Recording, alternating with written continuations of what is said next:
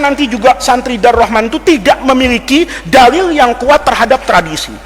Kamu silahkan buka buku fikih mazhab apapun, ya, selama mazhab itu mazhab yang muktabar.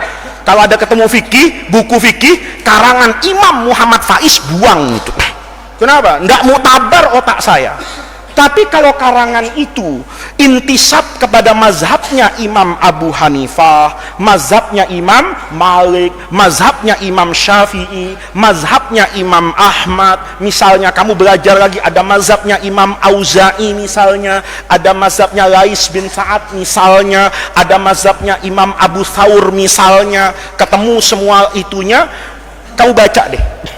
Nggak ada terawih tidak 20 rakaat tuh nggak ada. Tuh di rumah Pak Kiai, ambil buku fikih yang paling gede dari setiap mazhab, ya, dari setiap mazhab. Mazhab Imam Abu Hanifah itu ada 2 kitab yang terkenal, namanya Al-Mabsut, punya Samsul A'immah As-Sarakhsi, itu ada 12 jilid mungkin. Itu mazhabnya Imam Abu Hanifah. Ada yang lebih enak lagi, Bada'i'us Shana'i fi Tartibis Syara'i, karya Imam Al-Kasai itu, ya. Itu kira-kira 8 jilid. Itu mazhab Hanafi. Pindah ke mazhab Maliki, ada kitab namanya Al-Istizkar, itu 32 jilid tuh syarahnya Muwatta itu, ya, ada di rumah Pak Kiai. Ada kitab Mawahibul, semuanya mazhab Maliki. Mazhab Syafi'i ada Majmu' itu, yang paling besar lah karangannya Imam Nawawi. Mazhab Imam Ahmad bin Hambal ada namanya kitab Al-Mughni, punya Ibnu Qudamah, itu fikih yang luar biasa, dibacanya enak, cetakannya bagus, 15 jilid, ada di rumah Pak Kiai. Itu ulama-ulama semuanya ketika mengatakan qiyamu Ramadan itu adalah isyruna rakaatan. Jangan orang sekarang bilang itu nggak ada dalil hadisnya. Apa Imam Nawawi yang saya cerita hebat kayak gitu itu lebih bodoh dari profesor sekarang, lebih bodoh dari dokter sekarang, lebih bodoh dari ustadz yang cuman belajar di Saudi 3 tahun 4 tahun itu. Ini supaya kita itu dalam beragama itu rendah hati gitu loh. Orang yang sedemikian alim itu mengatakan tarawih itu 20 rakaat. Sekarang banyak orang mengatakan tarawih 20 rakaat itu bid'ah. Karena dulu Nabi, ini kan nggak tahu dia, bilangan tarawih itu tidak pernah ditentukan oleh Rasulullah. Kalau bilangan tarawih itu ditentukan oleh Nabi, tarawih itu nggak boleh hanya pas bandrol segini. Umar nggak mungkin nambahin. Satu.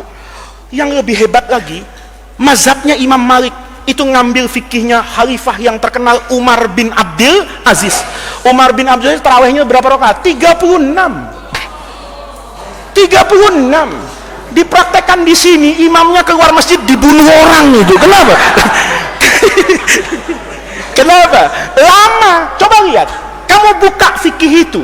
Apa logikanya? Dulu semua itu sepakat tarawih itu 20 fikih itu. Tiba-tiba pada masa Khalifah Umar bin Abdul Aziz, ya, orang-orang di Mekah itu kalau tarawih sudah dapat 4 rakaat, 2 nih, tarawih itu 2 karena hadis Nabi itu sholatul laili masna. Di Mekah itu dulu, bukan sekarang, kalau sudah sholat 4 rakaat, 2 salam, tawaf dia 7 kali depan Ka'bah nih, tawaf. Nanti selesai 7 kali, sholat lagi nih, 2 habis itu tawaf lagi sampai 20 rakaat. Berarti ada berapa ini? Ada kira-kira 4 tawaf. Ada 4 tawaf. Kata mereka, yang di Madinah kita kalah pahala sama orang Mekah nih. Terawihnya sama-sama 20, tetapi mereka setiap 4 rakaat menambahkan 7 kali apa ini? Tawaf. Kata orang di Madinah, kalau gitu kita juga begitu. Setiap 4 rakaat tambah 4 rakaat lagi. Kok kamu kan logikanya kepengennya diskon, ya kan? Atas nama corona, Ustadz, jangan lama-lama di masjid, ya kan? Kalau begitu kita tarawihnya balik berapa ini? 11 misalnya. Enggak. Karena dia setiap 4 itu 4 kali 4 16, 20 tambah 16 jadi 36 rakaat. Itu enggak ada satu pun di dunia ulama yang muktabar, kecuali setelah adanya pemerintah Saudi dengan Wahabinya itu, yang mengatakan bahwa ini pekerjaan adalah bid'ah. Nggak ada. Buka buku fikih. Pertanyaannya, apa buku fikih yang jutaan lembar itu kemudian tidak tahu hadis kullu bid'atin dolalah wa kullu dolalatin? Tunggu dulu, jangan mudah memvonis. Ya, ini saya kasih contoh dulu, besok kita lanjutkan kapan-kapan. Tarhim subuh, ada tarhimnya enggak? Enak itu sekarang kalau imsak tuh siapa yang baca? Yang baca siapa? Hah? Komputer pasti itu karena suaranya enak. Tapi saya lihat rekaman loh, rekamannya Ustadz Bisri di Liliang itu, ya, kayaknya ada di Instagram atau di YouTube-nya Darrohman Liliang itu. Ustadz Bisri, tahu Ustadz Bisri nggak? Itu baca tarhimnya enak loh itu, ya. Coba-cobalah sekalian produk lokal diambil YouTube Darrohman 2, itu ada tarhiman. Saya dengar kemarin. Saya pikir siapa nih, dia sambil berdiri gitu kayak imam di Mesir gitu ya, ada ininya pakai rapi gitu, dia baca itu. Nah, tarhim itu orang bilang bid'ah. Itu kan juga nggak ngerti spirit agama. Dulu zaman Rasulullah, setiap waktu azannya cuma sekali. Zuhur ya sekali azan, ya pas masuk waktu. Asar ya begitu, maghrib begitu. Kecuali apa ini? Subuh ada azannya Sayyidina Bilal, ada azannya Sayyidina Abdullah ibni Ummi Maktum. Nah ini juga harus ngerti. Nabi kalau Bilal azan, kata Nabi, fakulu washrabu, makan, minum. Ini disalahpahami sama orang sekarang, ya kan? Kata mereka, kalau saya sedang sahur, masih makan, belum selesai, terdengar azan, selesaikan sahurnya. Karena Nabi bilang, idza adzanal muadzinu wal ina'u fi yadi ahadikum fakulu washrabu. Nih, kalau ngaji nggak pakai ustadz begini nih. Kalau ngaji pakai terjemahan ini begini.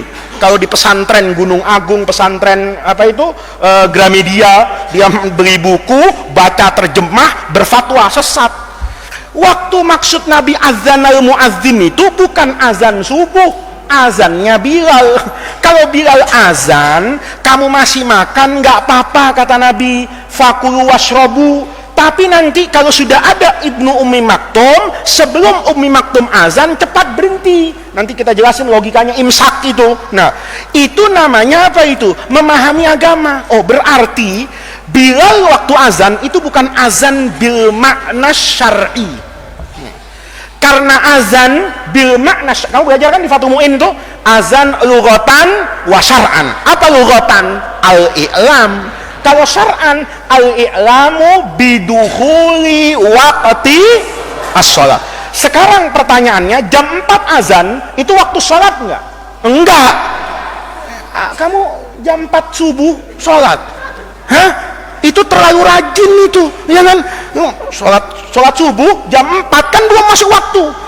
Azan di Madinah, saya pernah ceritakan sama kamu, sebagian teman-teman saya yang belum sempat membaca hadis secara utuh, tahu-tahu sekolah ke Madinah, itu pagi-pagi dengar azan cepat masuk masjid, tahu-tahu tidak ada orang, karena itu azan pertama 1 jam sebelum masuk waktu. Dia udah ngantuk-ngantuk, azan lagi, kaget dia.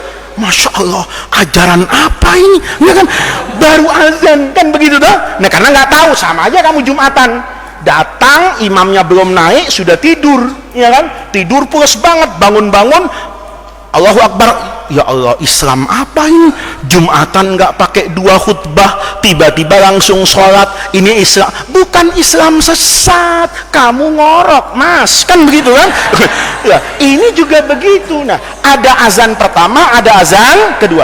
Azan pertama itu untuk apa? Bukan i'lam biduhulil waqti, karena al-waqtu lam yadkhul, berarti azannya Sayyidina Bilal itu tidak bisa dinamakan al-azan bil makna syar'i. Berarti al-azan bil makna lughawi. Apa bil makna lughawi? I'lamu bi qurbi maji'i waqti sholatil fajri. Selesai. Bilal pakai azan, kita pakai tarhim. Ada alasannya. Pertama, sahabat dulu dengan Allahu Akbar, Allahu Akbar, langsung bangun. Kalau kamu enggak, Allahu Akbar, Allah ngitung. Sholat enggak dulu deh, kan gitu kan? Nah, lihat nih, atau merasa apa ini? Terlambat deh kalau ke masjid, belum ngapa-ngapain, paham enggak? Maka dibutuhkan waktu yang lebih apa ini? Lama panjang bacanya. Kenapa Bilal bacanya enggak panjang-panjang? Karena enggak ada al-mukarram speaker. Kalau Bilal suruh tarhiman setiap subuh 1 jam tiap hari, 10 hari pensiun dia. Kenapa? Tenggorokannya putus. Kenapa? Dia baca kayak gitu, kayak tarhim kamu itu dibaca. Kamu jangan pikir sekarang ada speaker. Bilal harus naik dulu ke atas bukit, ke atas lembah yang tinggi, dia tarhiman sejam begitu.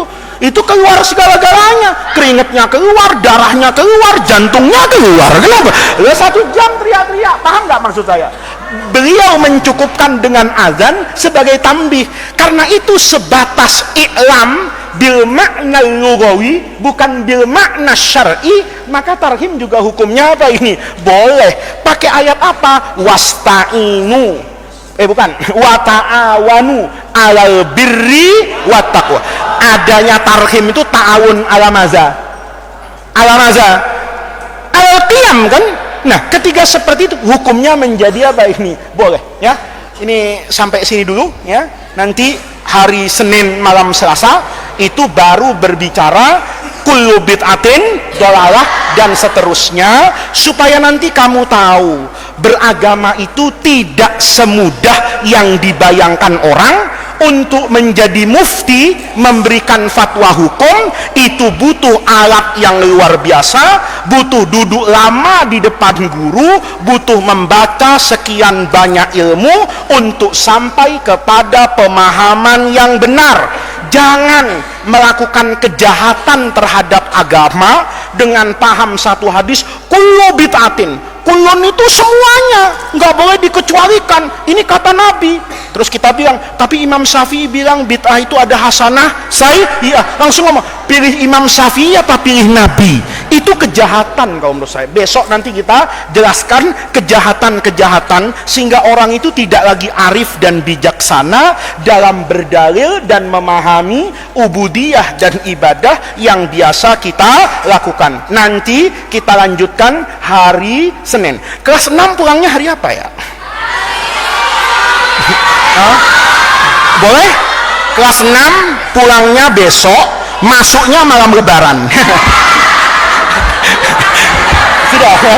Mudah-mudahan Allah jadikan jam'ana hadza jam'an marhuma wa tafarruqana min ba'dihi tafarruqan ma'suma. Mudah-mudahan duduknya kita di majelis yang baik ini, hadirnya kita di pengajian ini, syiar Islam yang kita kerjakan di pesantren Darul Rahman ini, mudah-mudahan menjadi tawassul dan wasilah kita semua untuk mendapatkan khairat dunia wal akhirah. Mudah-mudahan santri kelas 6 yang setia, tulus, ikhlas membaca kitab hadis arba'in ini, Allah berikan kemudahan pada semua urusannya, Allah lancarkan ujiannya, Allah berikan hasil-hasil yang baik, Allah berikan munzalan mubarakan, Allah berikan tugas dan pekerjaan yang dekat dengan rahmat Allah, apapun bentuknya tetapi itu pasti yang terbaik. Mudah-mudahan orang tua kita, orang tua kamu semua, orang tua semua yang menyaksikan acara ini, keluarganya, orang-orang yang kita cintai dan mereka cintai, semuanya diberikan rahmat, taufik dan hidayah oleh Allah Subhanahu wa taala. Semoga Allah akan senantiasa membersamai kita melewati jalan panjang ini untuk sampai kepada ridho Allah Subhanahu wa taala. Mudah-mudahan segala kesulitan, segala mara bahaya, segala pandemi penyakit itu segera berakhir dan diangkat dari seluruh bumi ini, sehingga kita bisa sekolah, kita bisa mengaji, kita bisa beraktivitas sosial keagamaan ini dengan lebih baik dan lebih tenang. Rabbana atina min ladunka rahmah wa hayyi lana min amrina rasyada. Allahumma la tahrimna khaira ma indaka li syarri ma indana. Kurang lebihnya saya mohon maaf. Assalamualaikum warahmatullahi wabarakatuh.